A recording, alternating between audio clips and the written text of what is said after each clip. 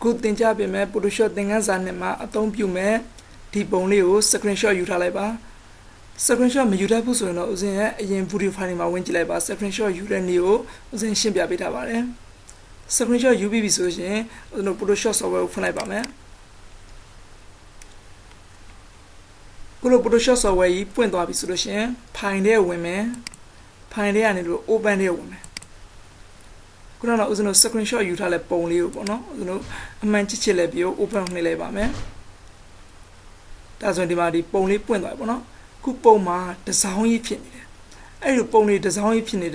စ်နေခဲ့လို့ရှိရင်တဲ့ဖို့အတွက်ဦးဇင်းတို့ဒီ toolbox ထဲမှာဆိုလို့ရှိရင်ဦးဇင်းတို့ဒီမှာ6အပေါ်နေရင်အောက်ကို6ခုမြောက်1 2 3 4 5 6ခုမြောက်ဒီမှာ eyedropper 2ရှိမယ်နော်ဒီမှာဆို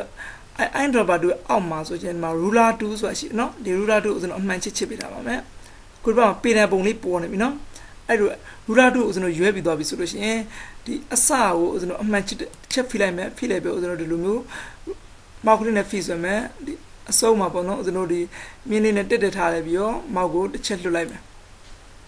ဒါဆိုမြင်းတားပြီးသွားပြီပေါ့နော်ခုလိုမြင်းတားပြီးသွားတဲ့အခါမှာအပေါ်မှာကြည့်ပါအပေါ်မှာဒီမှာ you measurement scale ဆိုတာရှိတယ်အဲ့ဒါလေးဦးဇင်းတို့အမှန်ချစ်ပြီးတာအမှန်ချစ်လည်းပဲဒီဘက်မှာဆိုရင် string term ဆိုတာရှိတယ်နော်အဲ့လေးဦးဇင်းတို့တစ်ချက်လိုက်ပါမယ်ဒီမှာ click လိုက်ပြီးဟောခုတိုင်းဆိုပုံကတဲ့သွားပြီပေါ့နော်ပုံလေးအကေးစောင်းနေရင်ခုနေ့တိုင်းပုံလေးကိုတက်ရမှာဖြစ်ပါတယ်ဒီမှာပုံမှာဆိုရင်ဒီမှာကြည့်ပါအပေါ်နဲ့အောက်မှာဘောင်သားတွေပိုးနေတယ်ပေါ့နော်အဲ့ဒီဘောင်သားလေးဖြတ်မယ်အဲ့ဒီဘောင်သားလေးဖြတ်ဖို့လည်းဒီမှာဒီ toolbox မှာ crop tool ဆိုတာရှိမယ်နော် check လိုက်မယ်ဒီမှာဆိုရင် crop tool ကိုရွေးထားပြီပေါ့နော်အကေးအခြား tool တွေပြောင်းနေလို့ရှိရင်ဒီမှာ crop tool ကိုပြန်ရွေးလိုက်ပါရွေးလိုက်ပြီးတော့ဒီမှာ crop tool ကဒီလိုပုံစံမျိုးလေးဖြစ်နေမယ်နော်ခုလိုပုံစံမျိုးလေးဖြစ်နေဦးဇင်းတို့မောက်ကလေးနဲ့ကိုလိုချင်တဲ့လောက်ကလေးကိုဦးဇင်းတို့က fit လို့ဆွဲပါမယ်လွှတ်လိုက်မယ်နော်ဒီချိန်မှာဦးဇင်းတို့ဒီအပေါ်အောက်တွေကိုဒီလိုမျိုးလေးဆွဲလို့ရတယ်နော်ကိုလိုချင်တဲ့လောက်ကလေးကိုဒါဆွဲထားမှာနော်ဒီအတိုင်းလေးကြိုက်ပြီဆိုရင်ဒီအတွင်းထဲကအသားကဦးဇင်းတို့ကျန်းခဲ့မှာပေါ့နော်ဒီအပေါ်သားနဲ့အောက်သားဒီအမဲရောင်ဖြစ်သွားတဲ့အသားပြက်ကျန်းခဲ့မှာနော်ခုလိုဦးဇင်းတို့ crop tool နဲ့ရွေးပြီးပါရှင် keyboard ကနေ enter key နှိပ်လိုက်ပါမယ်ဟောကျန်လက်အပေါ်ပိုင်းနဲ့အောက်ပိုင်းတွေပြက်ကြပါနော်ဒါဘောင်တွေမလိုတဲ့နေရာတွေဒါဖြတ်တာပေါ့နော်ခုတစ်ခါကြည့်ပါအောင်ဒီပုံမှာဆိုဦးဇင်းနောက်ကတိမ်ထိုက်ကလေးကိုအယောင်တင်းနေတယ်တခါတလေမှာဦးဇင်းတို့ဓာတ်ပုံတွေမှာဆိုရင်အသားမဲလေလူတွေကိုအသားဖြူအောင်အယောင်တင်းရင်ခုဒီတိုင်းတင်းမှာဖြစ်ပါတယ်ဒါလေးအယောင်တင်းမှုတော့ဦးဇင်း spoon tool ကိုရွေးထားပါတော့ဒီမှာဒီ toolbox ထဲမှာ spoon tool ကို check လိုက်မယ်အကဲဒီမှာ dose tool ဒီလိုဖြစ်နေလို့ရှိရင်ပြန် click မယ် click လိုက်ပြီးဒီမှာအောက်မှာ spoon tool ကိုပြန်ရွေးထားပါတော့ဒီမှာ spoon tool ကိုရွေးပြီးလို့ရှိရင်ဒီမှာအရွယ်ဆောက်ကြည့်ဒီအဝိုင်းခွက်ကြီးကဘယ်လောက်ကြီးနေမနော်အကဲဒီအဝိုင်းကိုသူ့တက်မကကြီးကျင်လို့ရှိရင်တော့ဒီမှာဆွဲကြည့်လိုက်ပေါ့နော်ဟောဒီမှာအဝိုင်းခွက်ကြီးဒါဆိုရင်အရင်ကြီးနေတယ်ကြီးနေရှင်ဒါကြီးပုံကြောနေကြအစင်မပြေဘူးနော်နည်းနည်းလေးပြန်လျှော့လိုက်မယ်အဲဒီလိုမျိုးလောက်ဆိုဒီအပြောင်လေးအကုန်ဆိုတာအယောင်တင်မှာဖြစ်တယ်တကူနေတော့ဆိုတာအလောတော်ပဲပေါ့နော်အလောတော်ပဲဆိုရင်ဒါကိုဒီတိုင်းထိုင်ပေါ့နော်အဲ့ဒါပဲဒီမှာဆိုရင်ဒီမှာမုံမှာဆိုရင်ဒီမှာ saturate ကိုဦးဇင်းတို့ပြောင်းထားမှာနော်ဒီ saturate ဖြစ်နေဦးဇင်းတို့ပြန် saturate ပြောင်းထားမယ် saturate ပြောင်းလိုက်ပြီဦးဇင်းတို့မှာအပေါ်မောင်းနဲ့ဖိတယ်ပေါ့ဒီလိုမျိုးပုတ်ကြည့်မယ်ဟော spoon tool နဲ့ဒီလိုပုတ်လိုက်တဲ့ခါနောက်မှာအယောင်လေးကပိုးပြီးတော့အယောင်တောက်လာပါတယ်အသားမဲတဲ့ဓာတ်ပုံတွေဒါမှမဟုတ်အယောင်မှိန်းနေတဲ့ဓာတ်ပုံတွေဆိုခုနေ့တိုင်းအယောင်လေးကိုတင်လို့ရတယ်နော်ခုလိုမျိုးဦးဇင်းတို့လက်နဲ့ဖိတိုက်လဲပြီးတော့လက်လွှတ်လိုက်မယ်ငကိုပုံနဲ့ခုပုံနဲ့ဘာကွာလဲသိချင်လို့ရှိရင် keyboard ကနေ control key နဲ့ z key ကိုတွန်းနှိပ်ပါမယ်ဒါငကိုပုံပေါ့နော်အယောင်နဲ့မှိန်နဲ့ control z ကိုပြန်နှိပ်လိုက်မယ်ဒါဆိုအယောင်ပြန်တောက်လာတယ်ပေါ့နော် control z ဒါဆိုအယောင်လေးဘာကွာလဲဆိုတာသိသွားလောက်ပါပြီဒီခါဦးဆုံးဒီသင်းမောမှာကြည့်ပါဒီသင်းမောမှာဆိုလို့ရှိရင်အခုဒီမှာဇွန်တူလေးကိုယူမယ်ဇွန်တူကိုယူတယ်ပေါ့ဒီမှာတစ်ချက်လိုက်မယ်ဒီမှာဆိုရင်ဒီမှာကြည့်အမဲစကလေးရှိနော်ခုလိုအမဲစကလေးကိုဦးဆုံးဖြောက်ချင်တယ်ဒီအမဲစကလေးကိုခလက်ကောင်ရောက်အောင်ဒီမှာလက်ပုံလေးရှိနော်လက်ကလေးကို ham တူလေးကိုဖိလိုက်ပြီးတော့ဒီမှာအရွယ်စားဒီဘက်ကိုဦးဆုံးအလဲထားရမယ်နော်ဒီအမဲစကြီးလေးကိုဦးဆုံးဖြောက်ပစ်ချင်တယ်တခါနေမှာဆိုလူပုံတွေမှာဆိုမျက်နှာမှာအမဲစတွေအမာရွတ်တွေပါရှိတယ်ပေါ့နော်ဒါမျိုးတွေကိုခုနေတိုင်းဖြောက်အောင်ပါအမဲစတွေဖြောက်ဖို့တော့ဒီ toolbox ထဲကနေဦးဆုံးspot healing value ကိုဦးဆုံးရွေးမယ်ဒီမှာ spot healing value နော်တစ်ချက်လိုက်မယ်ဒီမှာဆိုရင်အပေါ်မှာ spot healing value ကိုဦးဆုံးရွေးပြီးသားမနော်အောက်ဒီမှာအကဲရွေးထားလို့ရှိရင်ဒီလိုမျိုးပုံမှာဒီလိုမျိုးဖြစ်နေမနော်အခြားဒီမှာရွေးထားခြင်းခုလိုမျိုးဖြစ်နေတယ်အဲ့ဒါဦးဇင်းတို့ spot healing value ကိုဒီလိုမျိုးပြန်ရွေးထားမယ်ရွေးပြခြင်းအပေါ်မှာဦးဇင်းတို့ဒီပုံကဒီအနေလောက်ကြိုက်လားမကြိုက်ဘူးဆိုဒီမှာ20ဦးဇင်းတို့ဒီမှာအရွယ်စားလေးတွေကြီးကျင်တဲ့လောက်ကြီးလို့ရတယ်နော်ဒ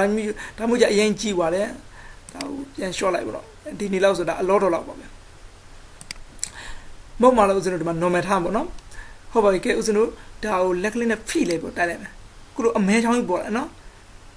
အမဲချောင်းပေါ်လာလက်ကိုပြန်လွှတ်လိုက်မယ်ဟောအမဲစက်ကလေးပြောက်သွားနော်အောက်မှာစက်ကလေးဦးဇင်းတို့မှာတစ်ခါဖိဖို့တိုက်လိုက်မယ်ပြောက်သွားပြီဒါကသူကဒီနီးစက်ရအယောင်လေးနဲ့သူကအစားထိုးပြီးတော့အမဲစက်တွေကိုဖျောက်ပြတာပ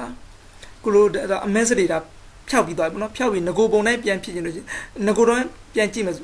်မှဖြစ်တဲ့အတွက် control key နဲ့0 key ကိုတွက်နေလိုက်မယ် keyboard ကဟောဒါ fix site ပြန်ဖြစ်သွားပြီနော်ဒါငကိုတိုင်းပြန်ပြီးတော့ထားလိုက်ပြီးဒါဆိုခုအမဲစက်တွေပြောက်သွားပြီဒီညမှာကြည့်တယ်မှာမဲမဲချောင်းကြီးချောင်းကြီးတယ်ဒီမဲမဲချောင်းကြီးဦးဇင်းတို့ဖျောက်မယ်မဲမဲချောင်းကြီးကိုဖျောက်ဖို့အတွက်ဦးဇင်းတို့ဒီနေရာဦးဇင်းတို့ zoom 2နဲ့ဦးဇင်းတို့အရွယ်စောင်းနဲ့ကြည့်မယ်နော်ဒီဘက်ကကတ်နေလို့ရှိရင် keyboard ကနေ space bar ကိုဖိထားမယ်ဖိထားမယ်လက်ပုံပေါ်တယ်ကောင်ဒီလိုမျိုးလေးဆွဲလိုက်မှာနော်ဒီ message ကြီးဦးဇင်းတို့ဖျောက်မှာဖျောက်တဲ့နည်းတွေကတော့အများကြီးပါဦးဇင်းကတော့နီးဆောင်အောင်လို့ရှင်းပြပေးပါမယ်ဒါပေမဲ့တကယ်လုပ်ငန်းဝင်လုပ်တဲ့အခါမှာတော့ကိုအားတန်ရတစ်ခုခုနဲ့ပဲလုပ်လို့ရပါတယ်ဒီ message ကြီးကိုအရင်ဆုံး select ပေးရမယ် select ပေးဖို့အတွက်ဒီမှာဦးဇင်းတို့ select ထဲဝင်လိုက်ပြီးတော့ဒီမှာဆိုရင် elliptical marquee 2ကိုတစ်ချက် click ထားမယ်ဒီမှာဘဲဥပုံလေးနဲ့ဒါအဆင်ပြေမှာပေါ့နော်ဒါမှမဟုတ်ဦးဇင်းတို့ဒီမှာဘဲဥပုံလေးဒီမှာဝိုင်းလိုက်ပြီးဒီဝိုင်းလိုက်ပြီးဒီဘဲဥပုံလေးအပေါ်လေးကိုဆွဲတင်မယ်အပေါ်လေးဆွဲနေကိုလိုမျိုးလေးတင်လိုက်ပြီနော်ဒါဆိုဒီလိုမျိုးဝိုင်းပြီးသွားတဲ့အခါမှာ select ပေးပြီးသွားတဲ့အခါမှာဟိုဒီအပေါ် menu bar ကနေ edit ထဲဝင်မယ် edit ထဲကနေမှာ fade ထဲဝင်မယ်ခုလိုမျိုး box လေးပေါ်လာနော် fade ဆို dialog box လေးပေါ်လာဒီမှာ use မှာ content aware ဆိုတာကိုကျွန်တော်ရွေးထားမှာနော်အကယ်အခြားအောင်ရွေးထားမိလို့ရှိရင် content aware ကိုပြန်ရွေးလိုက်ပါရွေးပြီးတဲ့အခါမှာကျွန်တော် okay ကိုနှိပ်လိုက်မယ်နော်ကြည့်နေလိုက်ပါဟော message ခုနကအချောင်ကြီးပျောက်သွားပြီနော်ပျောက်သွားတဲ့အခါမှာ control key နဲ့ d key ကိုပြန်တွက်နေလိုက်မယ်ဒါဆိုရင် select ပြန်ပျောက်သွားပြီပေါ့ငကိုပုံ fit site ပြန်ဖြစ်သွားအောင် control key နဲ့0 key ကိုတွက်နေလိုက်မယ်ဒါဆို fit site ပြန်ဖြစ်သွားပြီပေါ့ခုတစ်ခါဒီဓာတ်ပုံမှာကြည့်ပါဒီညမှာဆိုလို့ရှိရင်အဖြူသားကြီးဖြစ်နေတယ် zoom key နဲ့ဥစဉ်ချက်ပြပါမယ်ချက်ပြနော်ပြီးလို့ရှိရင်ဥစဉ် space bar ကိုလက်နဲ့ဖိထားမယ်လက်ကလေးပေါ်တယ်ကျွန်တော်ဒီလိုမျိုးဆွဲလိုက်မယ်ဒီမှာဆိုဒီမှာအဖြူသားကြီးဖြစ်နေအကိန်းများဦးဇင်းတို့ဓာတ်ပုံတွေမှာတကယ်သုံးတဲ့ပြင်တဲ့အခါဓာတ်ပုံမှာဒီလိုမျိုးအဖြူသားလေးဆေးပြက်နေတဲ့ညာလေးရှိတယ်နော်အဲ့လိုဆေးပြက်နေတဲ့ညာဆိုဒါလေးအယောင်လေးပြန်အစားထိုးပြီးတော့ဒီဆေးတွေပြန်ဖားပြရမှာနော်ဒီလိုဆေးတွေပြန်ပြီးအစားထိုးပြီးဖို့အတွက်ဒီထူပေါက်တဲ့ဦးဇင်းတို့မှာ clone နော် clone stand tool မှာဦးဇင်းတို့ရွေးထားမှာနော်ထူပေါက်တဲ့ clone stand tool ဦးဇင်းတို့ရွေးထားမယ်ရွေးထားခုလိုအရွယ်စားလေးဖြစ်နော်ဒီမှာဦးဇင်းတို့အရွယ်စားကိုဒီမှာကြည့်လိုက်ဒီအရွယ်စားနဲ့ကြိုက်လားမကြိုက်လို့ချင်းဒီမှာအရွယ်စားပြန်ပြင်လို့ရသေးတယ်နော်ဒီ mode မှာ normal ထားမယ်ပေါ့နော် normal ထားဒီမှာအလိုင်းမှာဦးဇင်းအမှန်ချစ်လာမယ်ချစ်လာပြီးတဲ့အခါမှာဦးဇင်းဒီမှာကြည့်ပါဒီလွတ်တဲ့နေရာကောင်းတဲ့စေးသားနေရာမှာ keyboard ကနေပြီးတော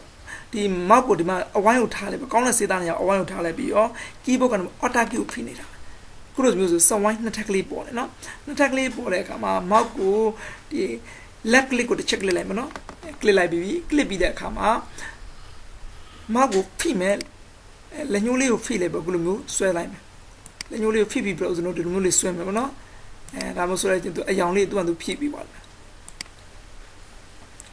လားဒါဆိုအယောင်လေးတွေသူဖြည့်ပြီးပါပြီနော်ပြီးလို့ရှင် fit site ပြန်လုပ်မယ်အတွက် control key နဲ့0 key ကိုပြန်နှိပ်လိုက်ပါဒါဆိုရင်ငကို fit site ဖြစ်သွားပြီဒါဆိုရင်ဒီမှာပြက်နေတဲ့နေရာလေးကိုလည်းအစားထွက်တတ်ပြီပေါ့ခုတစ်ခါဒီ dan လာပေါ့ဟုတ်တယ်ဒီမှန်ဘလူးလေးယူလိုက်မယ်မှန်ဘလူးလေးယူဒီမှာသင်းမောလေးကိုကြည့်လိုက်မယ်ဒီမှာ save ပြီးနေတဲ့နေရာလေးကိုကြည့်လိုက်နော်ဒီမှာ save လေးပြီးနေဒါဒီချိန်မှာဆိုရင်ကျွန်တော် keyboard ကနေပြီးတော့ space bar ကိုလက်နဲ့ဖိထားမယ်လက်ကလေးပေါ်ချိန်မှာဒီလိုမျိုးဆွဲလိုက်မယ်ဒီဆေးနေရာလေးကိုကျွန်တော်အယောင်အစားထိုးမယ်ပေါ့နော်ဓာတ်ပုံတွေမှာကျွန်တော်အင်ကြီးတွေမှာအယောင်ပြောင်းလာလို့နောက်ခံ color လေးတစ်ခုအယောင်ပြောင်းလာလို့ကုနီတိုင်းပြောင်းအောင်ပါ color အစားထိုးတာပေါ့နော်ဒီ color အစားထိုးဖို့အတွက်ကျွန်တော်ဒီအပေါ်မှာဆိုလို့ရှိရင်ဒီ2 box ထဲက best 2ထဲမှာတစ်ချက်လိုက်မယ် clip တွေမှာဆိုရင် color repayment 2ပေါ့နော်အဲ့ဒါလေးကိုကျွန်တော်အမှန်ချစ်တာcolor repayment 2ကိုအမှန်ချစ်ပြီးလို့ရှိရင်ဒီအပေါ်မှာကြည့်ပေါ့နော်ဒီအနေထားကြိုက်လားကိုသူတည်းနည်းနည်းသေးချင်သေးလားသေးချင်လို့ရှိရင်ဦးဇင်းတို့ဒီမှာနည်းနည်းလေးအရွယ်စားကို7နှစ်လောက်ထားရမယ်ဒီနေ့လောက်ပေါ့နော်ဒီမှာ mode မှာ hurt ကိုဦးဇင်းတို့ရွေးထားမှာနော်ဒီဘက်မှာ limit မှာဦးဇင်းတို့ fine add ကိုရွေးထားမယ်ဒီမှာ align မှာတော့အမှန်ချစ်ပြီးသားပေါ့နော်ကဲဒါဆိုရင်ဦးဇင်းတို့ဒီအယောင်ပေါ့အယောင်ဦးဇင်းတို့ဘာယောင်စားထိုးမှာလဲဒီမှာကိုထိုးစားထိုးကြအောင်ဒီမှာ win ပြီးရွေးရအောင်နော်အကဲ default ကြီးမပေါ်ဘူးဆိုရင်ဒီမှာ window ထဲဝင်မယ်နော် window ထဲဝင်လိုက်ပြီးဦးဇင်းဒီမှာ color ဆိုတာလေးကိုအမှန်ချစ်တာအမှန်ချစ်လေးပြန်ဖြုတ်လိုက်မယ်ဟိုဘက်ပြီးမှာ color ပျောက်သွားတယ်နော် window ထဲဝင်မယ် window ထဲဒီမှာ color ဆိုတာလေးမှာရှိတယ်နော်အဲ့ဒီ color လေးမှာကိုအမှန်ချစ်ပြုတ်နေတယ်ခုတခါအမှန်ချစ်လေးပြန်ချစ်လိုက်မယ်ဟောဒီဘက်မှာ color box လေးပြန်ပေါ်လာနော် ဒါဆိုအပြာအောင်စားထိုးခြင်းဒီမှာအပြာလေးကိုတစ်ချက်ဝင် click လိုက်မယ်ဒါဆိုအပြာအောင်ဖြစ်ပါနော်ဒီအောက်တန်းလေးမှာဥစဉ်လို့ဝင်ပြီးတော့ကိုလိုချင်တဲ့အရာကိုဒီမှာ click လို့ရပါတယ်ဒီမှာကိုလိုချင်တဲ့အရာလေးဒီမှာပေါ်နေပြီဆိုလို့ရှိရင်ဒီမှာကြည့်ပါ foreground အရာပေါ့နော်ဒီထူပေါက်ထဲမှာဆိုရင်လည်းဒီမှာ foreground အရာကမှာအပြာအောင်လေးဖြစ်တယ်အဲ့လိုအပြာအောင်လေးဖြစ်တဲ့အချိန်မှာဥစဉ်လို့ဒီမှာလက်ကလေးနဲ့ဒီလိုမျိုးလေးဖိပြီးတော့တိုက်လိုက်ပါပေါ့နော်ဒါဆိုရင်ငကိုအရာအောင်သူအစားထိုးပေးပါလေပေါ့ဒါအပြာအောင်လေးအစားထိုးပေးပါလေဒါဆိုအပြာအောင်လေးဖြစ်နော် fit size လုပ်ဖို့အတွက် keyboard ကနေ control key နဲ့0 key ကိုတွက်နေလိုက်ပါမယ်ဟော fit size ဖြစ်သွားပြီဒါဆိုရင်သင်မောစီရလည်းအပြာအောင်လေးဖြစ်သွားပါပြီခုဆိုလို့ရှိရင်ဒီနောက်ခံကာလာလေးကိုအယောင်မှိန်းနေတာလေးကိုလည်းအယောင်တောင်းအောင်လုပ်တဲ့နည်းကိုလည်းသိသွားပါပြီဒီအမဲဆက်ကလေးတွေဖြောက်တဲ့နည်းကိုလည်းသိသွားပါပြီနောက်တစ်ခါဒီဘောနော်အမဲဆက်အများကြီးပေါ့နော်အဲ့လိုမျိုးဖြစ်တဲ့ဟာလေးကိုဖြောက်တဲ့နည်းလဲဒီမှာဖြောက်တတ်သွားပြီပေါ့နော်အမဲဆက်ချောင်းနေပါလေအဲ့ဒါမျိုးဖြောက်တဲ့နည်းလဲသိသွားပြီပုံပြက်တဲ့နေရာတွေမှာအစားထိုးတဲ့နည်းလဲသိသွားပြီကာလာလေးကိုပြောင်းပြီးတော့အစားထိုးတဲ့နည်းလဲသိသွားပါပြီပြီးတော့ဒီပုံကိုဥစဉ်အဖြူမဲပြောင်းမှာပေါ့နော်တခါလေးမှာ line စင်တဲ့ပုံလေးဆိုအဖြူမဲသုံးရတယ်ပေါ့အဲ့လိုအဖြူမဲသုံးဖို့အတွက်ဆိုရင်အဖြူမဲပြောင်းအောင်ပါပေါ့အဖြူမဲပြောင်းဖို့တော့ဒီဘက်မှာဆိုရင် adjustment မှာဒီမှာဒီလို box လေးပေါ်နေတာဒီလို adjustment box မပေါ်ဘူးဆိုလို့ရှိရင်အပေါ်မှာ window တွေကိုဝင် click လိုက်မယ် click လိုက်လို့ဒီဘက်မှာကြည့်ပါ adjustment box မှာအမှန်ချစ်ကလေးချစ်တာရယ်နော်အကဲဒီမှာအမှန်ချစ်ကလေးမရှိဘူးဆိုလို့ရှိရင်ဒါဒီ box ကပြောင်းနေမှာခုအမှန်ချစ်ချစ်တာလေတော့သူက box ကပေါ်လာဒီမှန်ချစ်ကိုဥစဉ် check click ပဲပြန်ဖြုတ်လိုက်မယ်ဒီမှာမရှိတော့ဘူးနော် window တွေကိုပြန်ဝင်မယ် adjustment မှာအမှန်ချစ်ပြန်ချစ်လိုက်မယ်ဒါပြန်ပေါ်လာရယ်နော်ခုလိုပေါ်လာတဲ့ကမှာဒီမှာဆိုရင်အဖြူမဲဒီမှာ black and white ပေါ့နော်ဒီမှာတစ်ချမ်းကအနက်ချမ်းအဖြူလေးသူပြတယ်ဒါလည်း check လိုက်ပါမယ် click တဲ့ကမှာခုလိုမျိုးပေါ်လာဘူးနော်အဲ့ဒီလိုပေါ်လာတဲ့အချိန်မှာဒီမှာဥစဉ်လို့ auto နှိပ်လိုက်ခြင်းသူက auto change ပြီးမှအရာဒီမှာ tint ကိုဥစဉ်တစ် check လိုက်တိုင်းသူက color အစုံသူကထည့်ပေးလာမှာကိုလိုချင်တဲ့အရာလေးဆိုရင်ဒီမှာဒီလိုမျိုးလေးဒါမျိုးလေးအရာကိုပေါ့ကိုလိုချင်သလိုလေးထည့်လို့ရပါတယ်ဒါဆိုရင်တော့ဒါအဖြူမဲတွေဒါလုတ်တက်သွားတော့ပါပြီအခုသင်ခန်းစာ2ကိုတော့ဒီမှာပဲအဆုံးသတ်ပေးပါမယ်နောက်နေ့ကျမှာပဲဥစဉ်သင်ခန်းစာ3ကိုထပ်ပြီးတော့ရှင်းပြပေးပါမယ်